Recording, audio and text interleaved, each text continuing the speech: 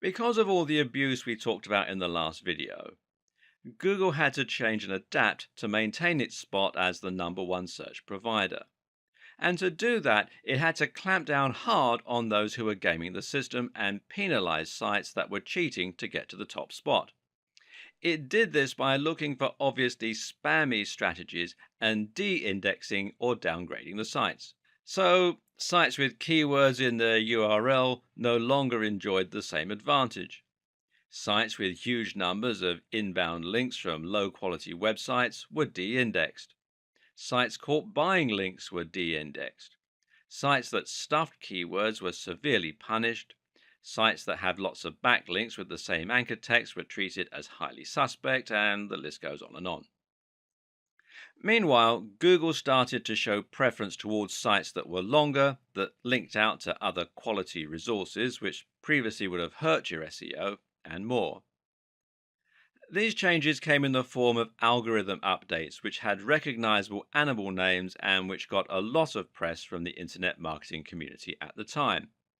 These were Penguin, which was designed to reduce the effectiveness of unnatural backlinks, and Panda, which was designed to favor sites that looked high quality. Google doesn't want a website owner to be able to artificially climb its SERPs. Rather, Google wants websites to climb the ranks only when they're genuinely valuable and popular with the audience. It wants to see natural, organic links that you haven't paid for, and it wants to see deep, relevant, and interesting content. The old techniques that were once used to spam Google became known as black hat SEO, and the industry entered a dark period. It's hard to overstate just what the impact of these algorithms changes had on the SEO industry at the time, and on countless other industries as well. These changes ended up completely de indexing massive websites overnight. Sites that had followed conventional wisdom to get to the top spot on popular search were now completely de indexed, cutting off the vast majority of their traffic and sales. This led many to proclaim that SEO was dead, that it was no longer possible to game the system because you would be penalized for buying links or for stuffing keywords. And even if someone could break Google's new algorithm and work out a new way to game the system, it would only be a matter of time until Google changed its algorithms again. The industry as a whole was in trouble, and SEO became a dirty word. Many people felt that SEO and black hat SEO were synonymous, and more people began to turn to social media for marketing, with the likes of Facebook and Twitter massively on the rise. But was SEO really dead? Not at all. It was just going through a metamorphosis. SEO is not the techniques we use to get our sites to the top of Google. SEO is simply the objective of getting to the top of Google. Any technique you use to try to get more attention from Google could be considered SEO. So, if Google wants us to create a high quality website, then creating a high quality website becomes SEO.